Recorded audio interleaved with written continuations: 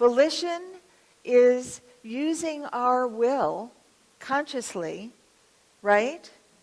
Love is my decision. That is volitionary. Love is my decision. Kindness is my decision. So we're going to talk about that today. The definition of kindness is pretty straightforward. It's being generous and considerate. Pretty simple, right? And the Dalai Lama says that he only has one religion, and that religion is kindness. Kindness changes things in a sweeping, dramatic way. Ernest Holmes writes in the Declaration of Principles in the Science of Mind text. Anybody read the Science of Mind textbook? Okay, if you haven't, you're still all right with me. The thing is, the way to read the Science of Mind textbook, I'll just do a little segue here, little teaching moment. The yummiest way I found, after reading it from beginning to end, because I was in class and that's what we did, etc., etc. So I did that a few times. And then I discovered that there is, it's in the Science of Mind magazine, you can find it online, and actually it's in some of the textbooks. There is a way to read a page a day.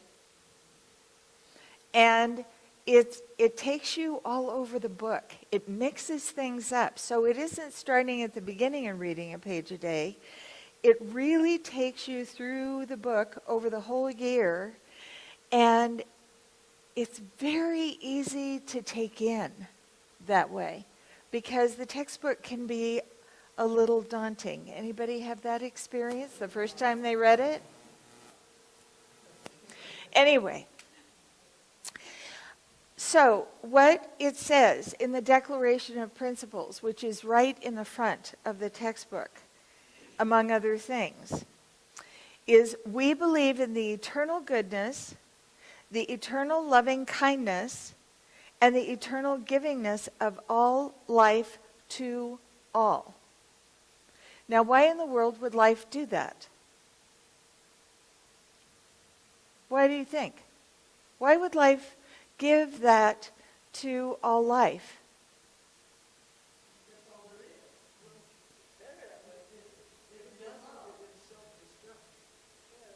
And what's the likelihood of that? No, what's the likelihood of it self-destructing?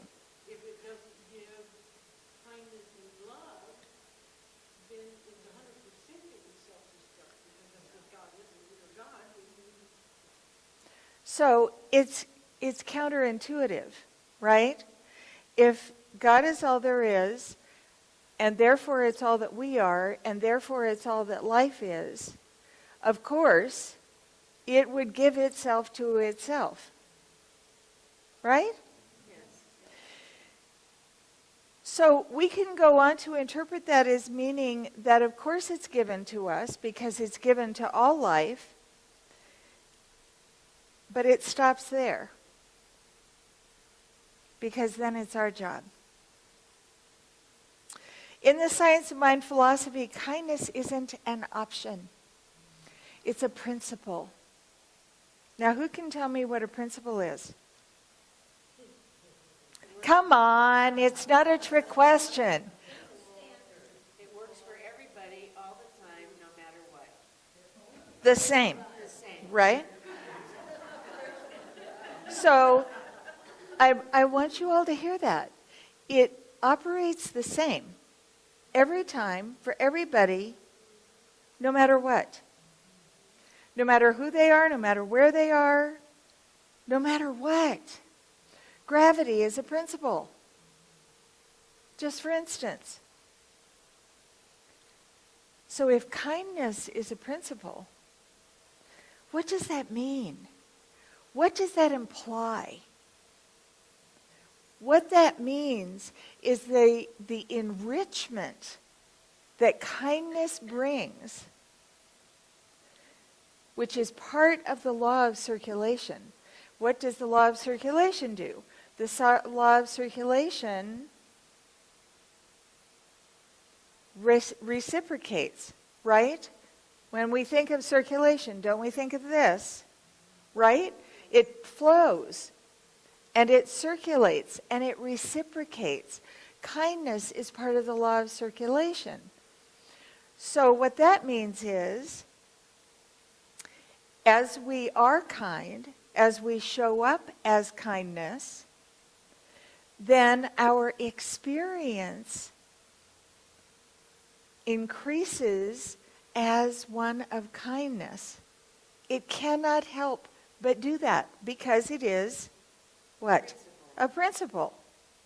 It cannot help but do that. Nothing can stop it. No one can change that. That's pretty cool. Isn't that cool? Yes. Isn't it cool to be able to count on something so profoundly? Because even when we don't show up for it, it always shows up for us. That's pretty cool. Now, of course, if we are, well, I don't want to get ahead of myself. So, as a principle, kindness being a principle, it is a divine mandate that we are that we are of that, and that we are called to bring that. Kindness is a divine attribute. Do you know what that means? Do you know what a divine attribute is? Great. Did everybody hear Bruce? An aspect of God. So, Ben and Jerry's, anybody like ice cream? So we can talk about Ben and Jerry's, or we can talk about Baskin Robbins. We can talk about any ice cream that you want. The thing about these companies, Ben and Jerry's or Baskin Robbins, they make lots of different flavors, right? And we're still just talking about ice cream. The flavor doesn't change the ice cream. It's all ice cream. And whether or not we like that particular flavor, it doesn't stop being ice cream. It's all ice cream. The flavor, so I'll pick my least favorite, and I bet there will be people in the room going, is she kidding? Mint chocolate chip. My least favorite. I like mint, I like chocolate, I just don't like them together. Can't tell you why. Mint chocolate chip is an attribute to the ice cream. It's a flavor, right? It's an attribute. Rocky Road is an attribute of ice cream. But we're still just talking ice cream. Kindness is an attribute of God. Kindness is an attribute that is a flavor, if you will, of love. By extension, it's a flavor of love. It's an experience of love. It's a way that we can love, because sometimes we get very confused by the L word. The love word can feel too big to be walking around loving everybody all the time, no matter what. But kindness, as an attribute of love, as a flavor of love, can pave the way for that to happen. Can you imagine that? Great. Okay, then we'll carry on.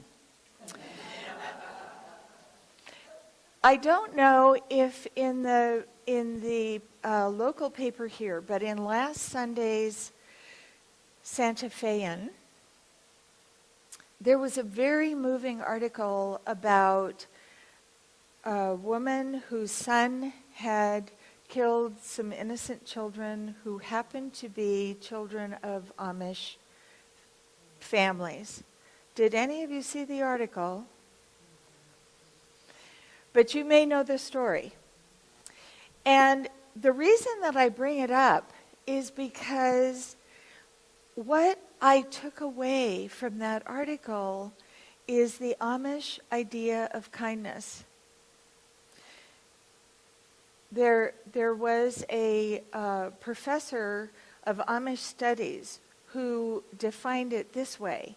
He said, the Amish practice of kindness is decisional.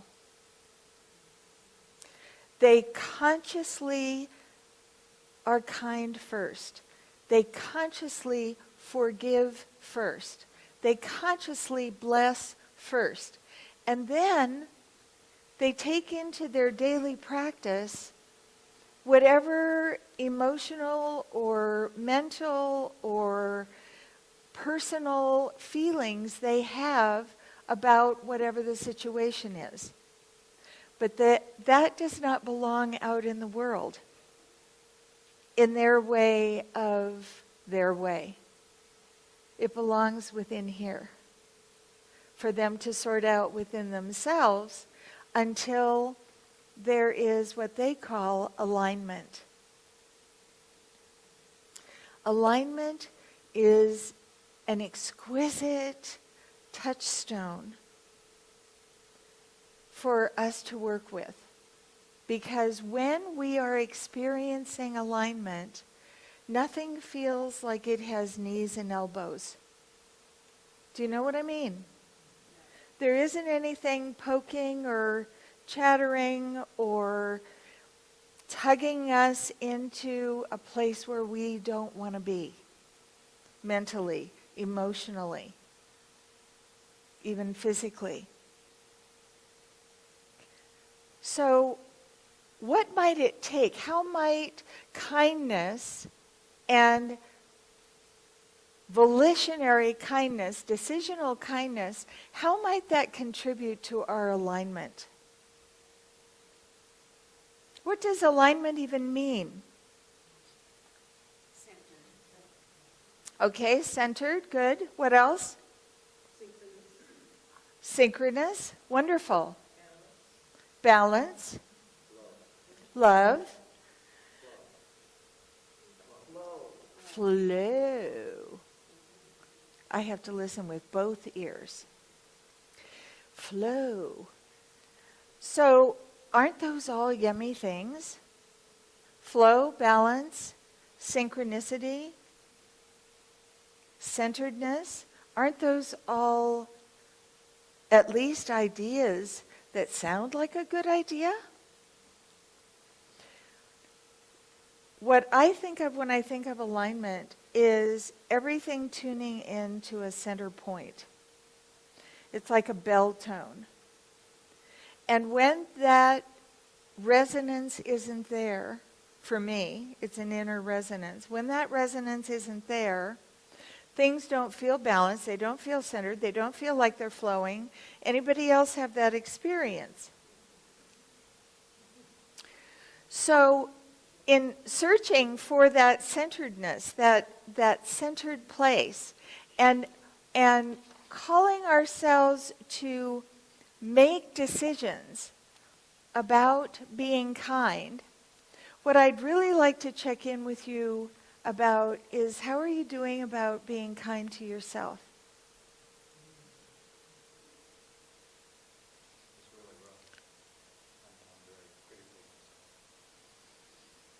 Thank you, Toby. Did everybody hear what Toby said? It's really rough, and he is very self-critical. Anybody else? Everybody else doing great with being kind to yourself? Yes. I think most of us like to please those we love, Uh-huh. or get that sense of well-being. And I chose not to accompany my husband on a permanent trip. He left this morning because I wanted to take care of you. And he supported me in that. So we love traveling together.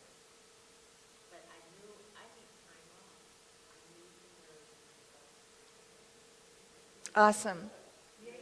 Yay. Anybody else have a little bit of an allergy to self-kindness? I think our culture, from the way I was raised, is, you take time off and do whatever you think you need to do, you're a slacker. And one thing really means that none of the grind down the whole time and think about anything else, you're a slacker and lazy. I want to pull out of what you said a couple of really key things. One is culture, right? You said at the beginning, in our culture, if you take time off or take time for yourself, well, thank you for adding that. You're made to feel guilty. You're considered a slacker. Anybody else want to just add to the pile here? Yes. Yes. Well, there's time for both. I think loving yourself is probably the most difficult thing there is because you're conditioned from the time you're a child to notice all your faults.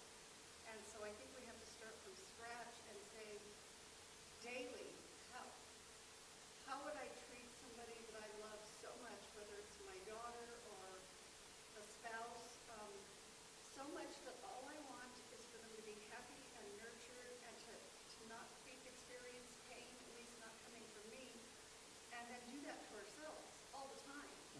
It's not, for me, it's not a matter of just taking a break to do something for myself. It's a matter of how I talk to myself inside my head. You know, am I telling myself loving, nurturing things and getting rid of all that past conditioning so that I feel loved all the time? So, checking in every day, all day, sounds like, and making sure that what we are showing ourselves, extending to ourselves, offering ourselves, is at least what we would offer to someone we deeply love. Bruce. This covenant I give unto you. Love your Lord God Almighty with all of your heart. Love your neighbor as you would love yourself.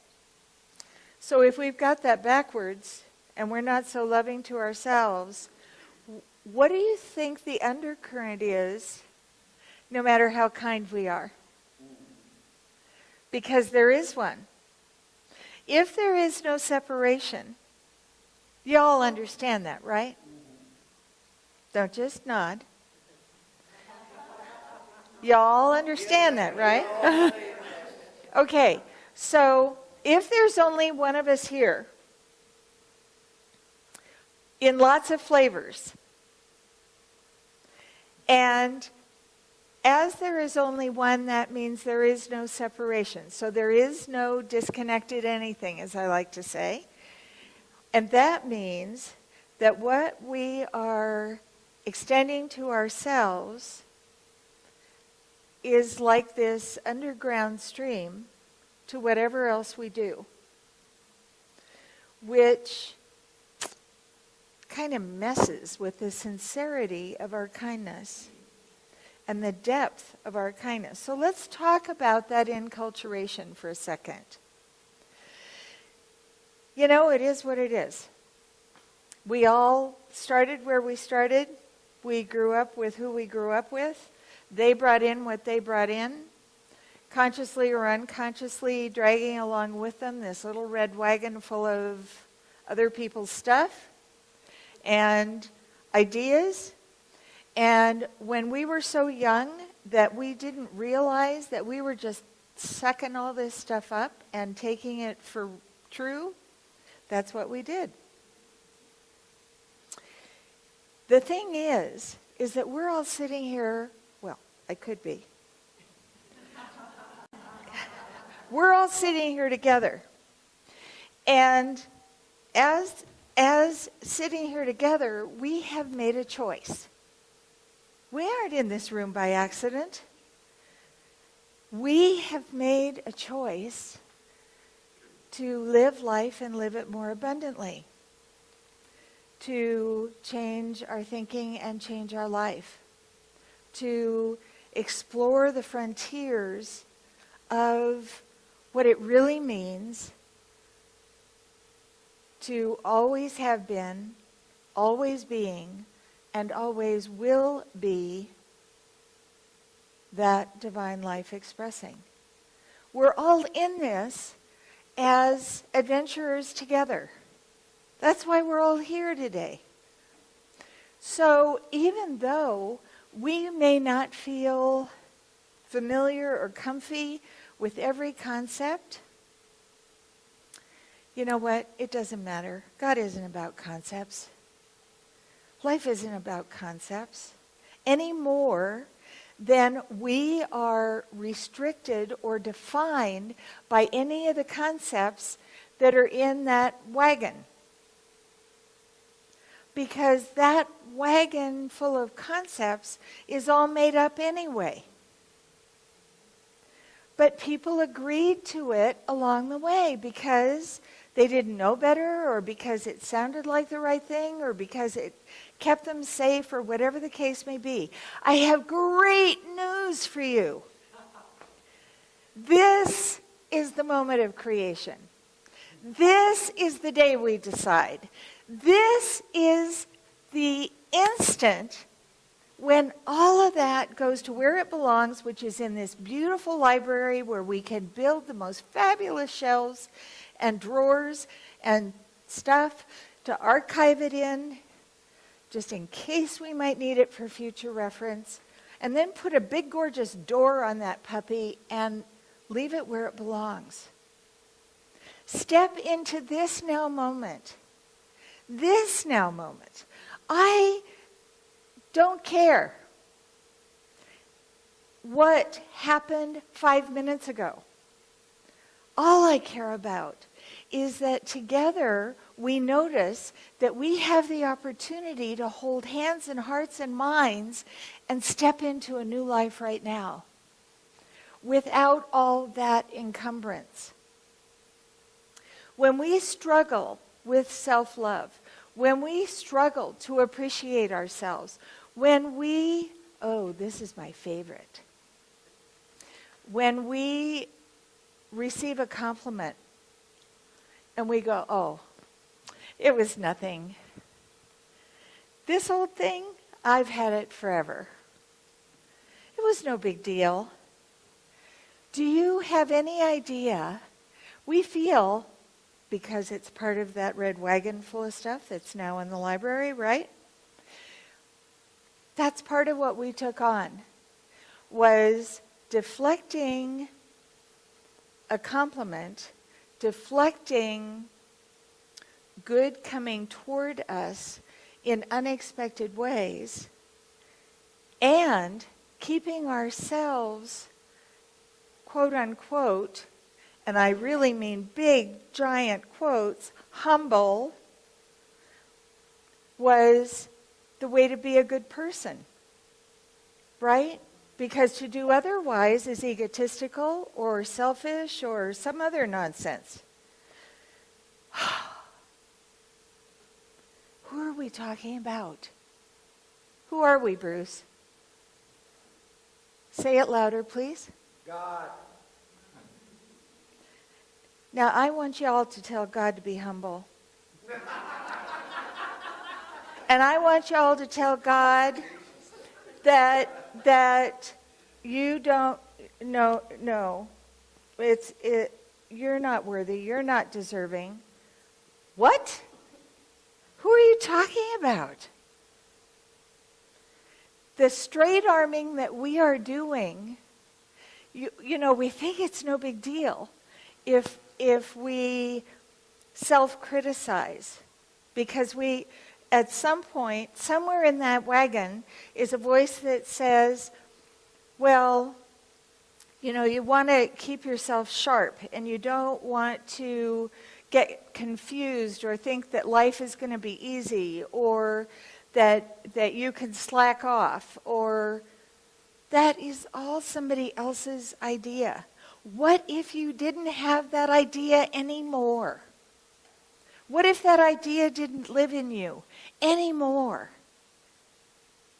Because what happens when we deflect our good, what happens when we straight arm a compliment, when we straight arm a gift, when we, oh, you shouldn't have. Anybody else ever said that? Oh, it's too much. I did that, even I did that just a few months ago. Friends wanted to gift us with something, and I said, oh, it's too much.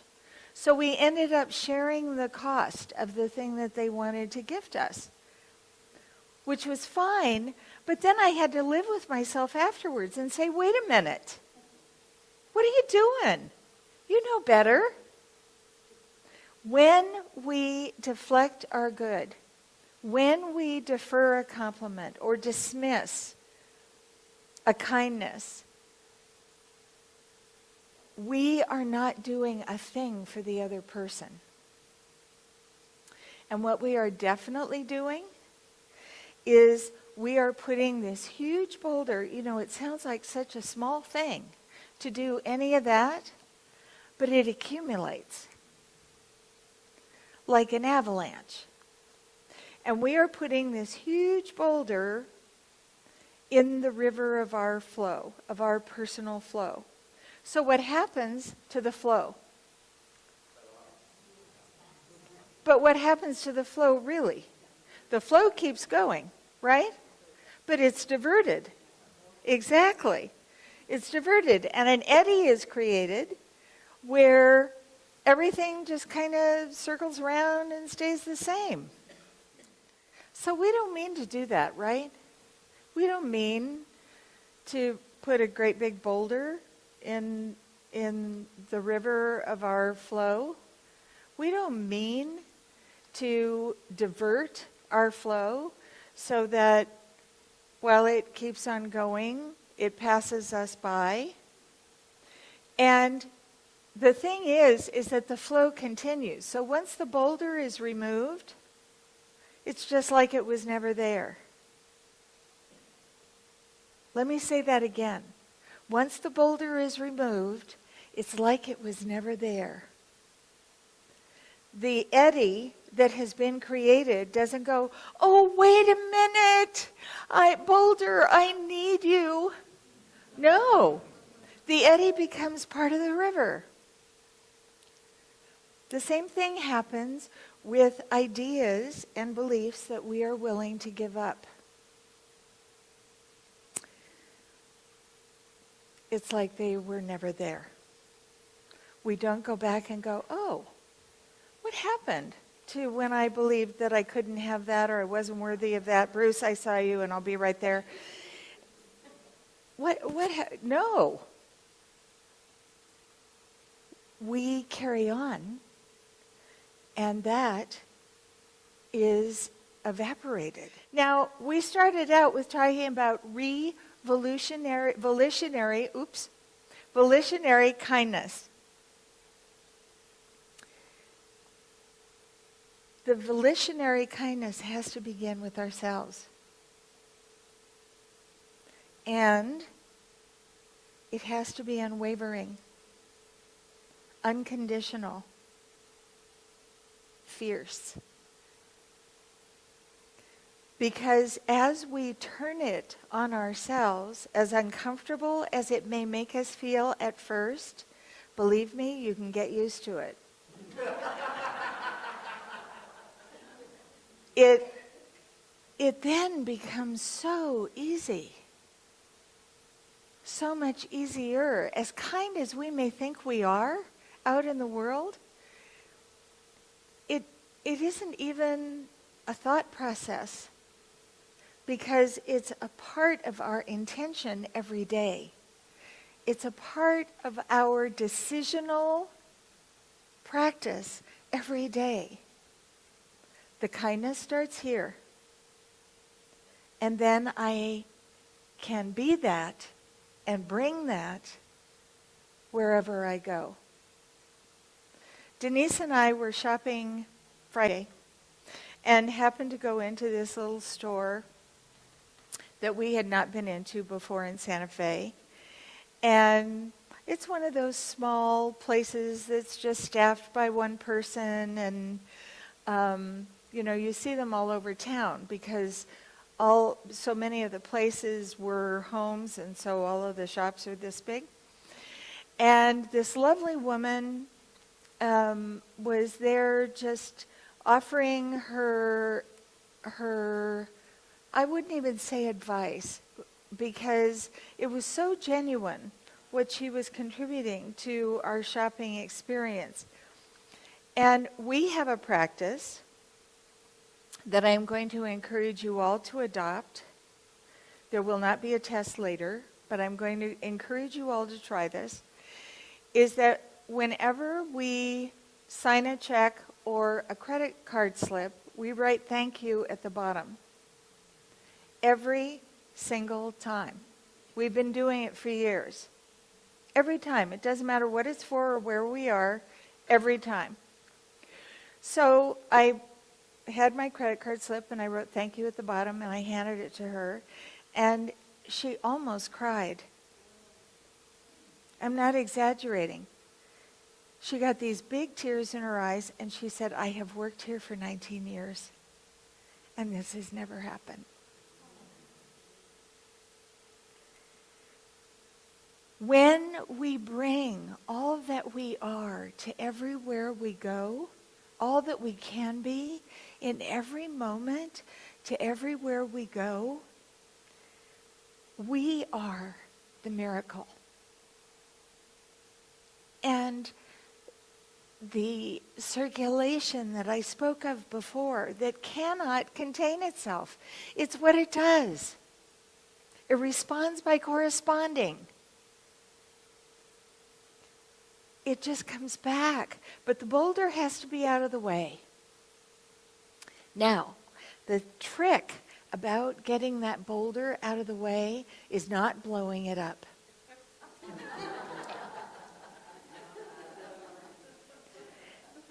It's not blowing it up. It's not having to go into some deep, long process. It's not about taking a bunch of classes, although classes are good. It is about deciding. It's about deciding and then acting. Deciding to be kind to ourselves. Deciding to be sweet and loving and gentle and considerate and mindful of ourselves. And then acting on that.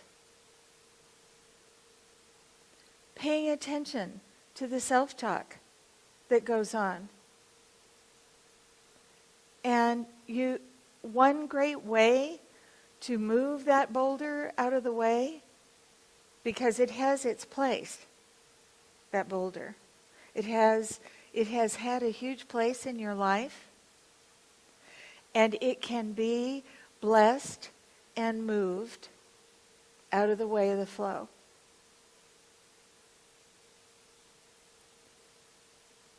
Just doing that is such an act of self-love.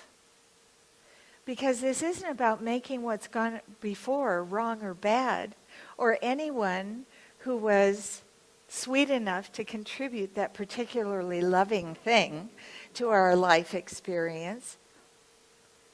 It's who am I now? What am I showing up as today? What am I bringing to life today? Where's my enthusiasm today? Where's my self-love today? That emboldens us. It's so, I think I'm giving up the phrase empowerment, but that's its own talk. It emboldens us to dress up, show up, stand in our authority as the divine being that we are, and open our heart seeing life through the eyes of kindness. I have a couple of things to share with you at the end, but before I do that, any questions? Yes. What that brought into mind to me is for me to ask me, do I even need that anymore? Do I need it? Great. So you're talking about the boulder, Yeah. right?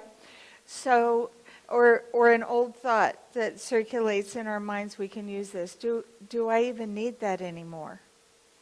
One of my favorite questions to ask myself and encourage my clients to ask is that still true?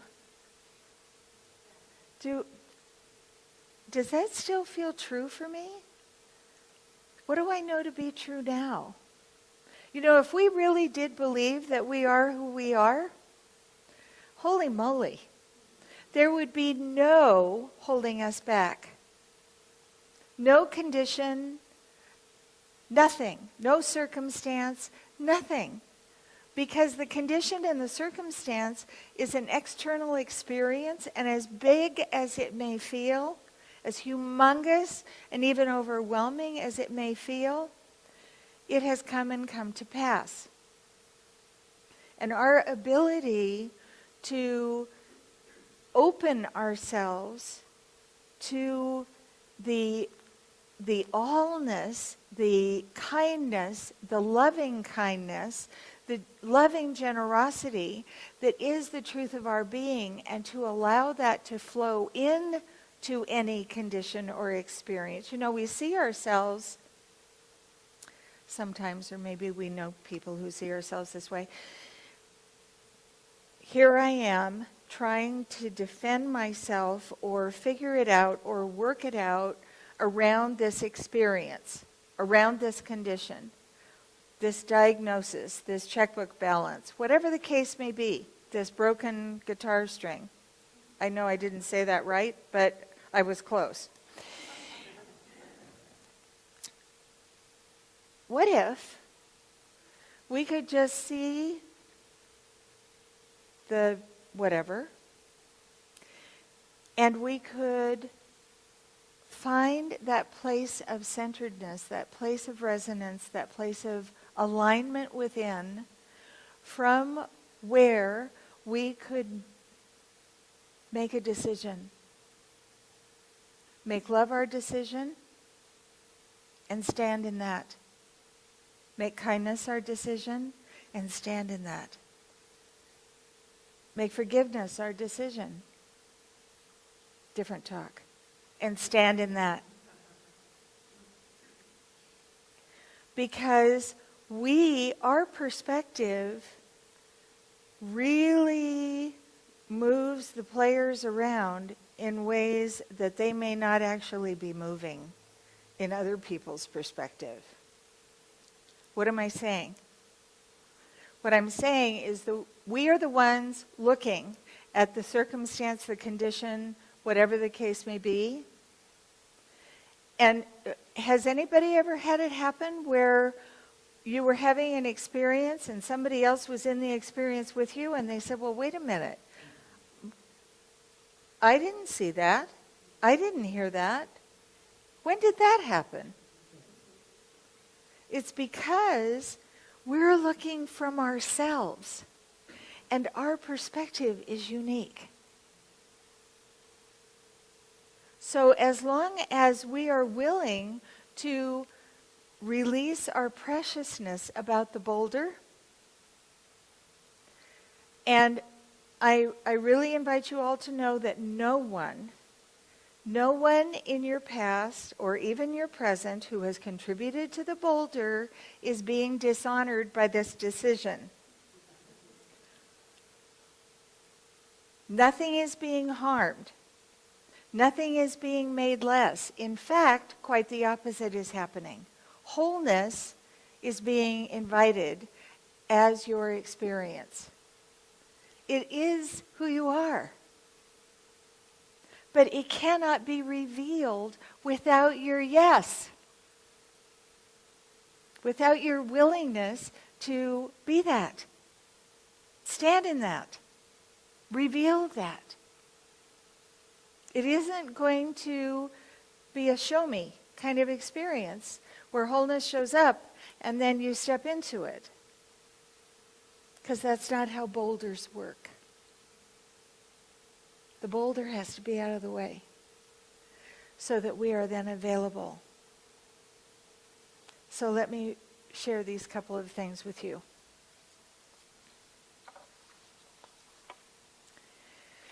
From Be Kind by Michael Blumenthal. Not merely because Henry James said there were but 4 rules of life. Be kind, be kind, be kind, and be kind. I didn't make this up. But because it's good for the soul, and what's more, for others, it may be that kindness is our best audition for a worthier world. Dust is certainly all of our fate. So why not make it the happiest possible dust? A detritus of blessedness. Oh, friends, take whatever kindness you can find and be profligate in its expenditure. Be generous. Give it away. Starting here.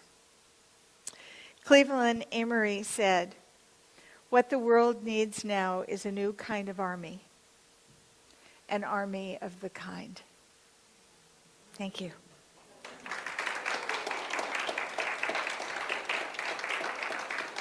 Thank you. So how about if we do a prayer together? Everybody breathe.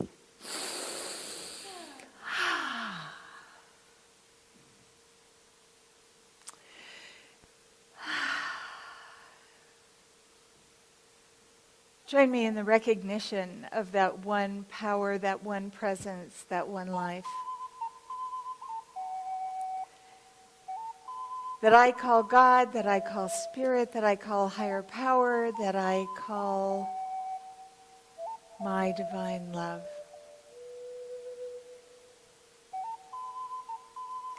And I recognize that life to be the creator, the activity of creation and creation itself, and it lives and moves and has its being by means of me, by means of everyone within the sound of my voice, and by means of every life everywhere that is touched, no matter how remotely,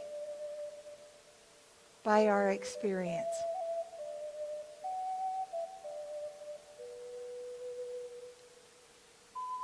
Therefore, I know about myself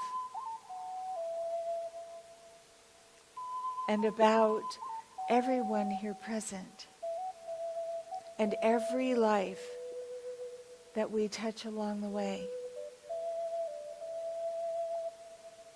That wholeness, love, peace of mind and heart, prosperity in every way that feels prosperous to us is our name and nature.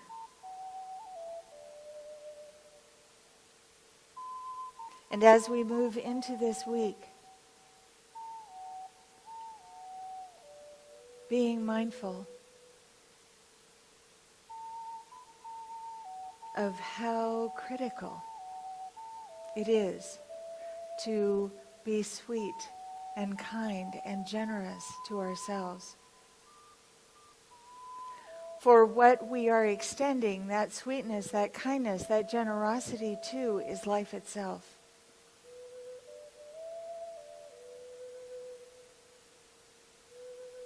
What I know is that the boulders that have seemed to have been in the way, that have felt like tethers to those old ideas, those old beliefs that didn't ever belong to us, that there was something to be gained from self-criticism, that there was something to be gained by dismissing or deflecting kindness extended to us and generosity extended to us. We now know, and once we know, we cannot unknow.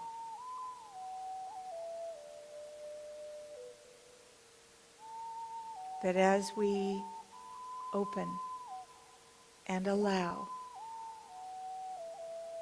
that sweetness, that kindness, that generosity to be our self-experience, that radical self-care that Bruce spoke of, experience, what we are doing in turn, because there is always the law of circulation working, is we are opening, we are allowing, we are making ourselves available and ready for life's flow to move in and through and as and all around us in ways that we have never experienced up until now.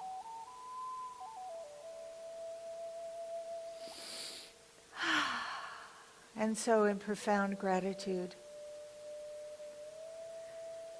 knowing that this is already so, knowing that the banquet is already laden and overflowing and ready for our enjoyment. I release this word to the activity of the law, knowing how perfectly, exquisitely, and immediately it works. Allowing that to be. I say all is well, all is well, all is surely well. And together we affirm, and so it is.